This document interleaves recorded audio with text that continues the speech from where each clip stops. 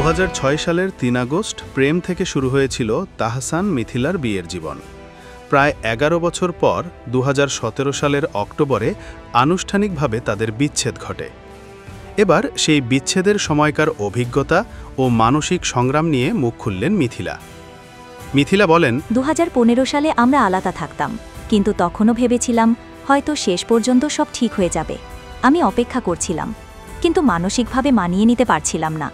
২০১৭ সালে এসে বুঝলাম এই সম্পর্কটা আর কাজ করবে না। তখন তিনি তরুণী মা, সন্তানের বয়স মাত্র ১। সিদ্ধান্ত নিতে গিয়ে পড়েছিলেন মানসিক চাপে। আমি ছিলাম অনেক অল্প বয়সী, একটা ১ বছরের বাচ্চা ছিল। আমি জানতামই না কিভাবে সিদ্ধান্ত নিতে হয়। অর্থনৈতিক স্বাধীনতা সম্পর্কে নিজের উপলব্ধির কথা জানিয়ে মিথিলা বলেন, মেয়েদের নিজের জায়গা থাকা জরুরি। সেটা বাবার বাড়ি বা শ্বশুর বাড়ি নয়, নিজের একটা জায়গা। আর তার জন্য অর্থনৈতিক স্বাধীনতা খুব দরকার। এখন হয়তো মেয়েরা বেশি সিদ্ধান্ত নিতে পারছে, কারণ তারা আগের চেয়ে অনেক বেশি স্বাধীন।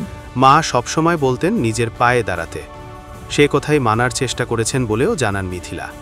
বিয়ের পরেও আমি পড়াশোনা চাকরি চালিয়ে গেছি, তবে তখন আমি এতটাই স্বাধীন ছিলাম না যে একা বাচ্চা মানুষ করতে পারি।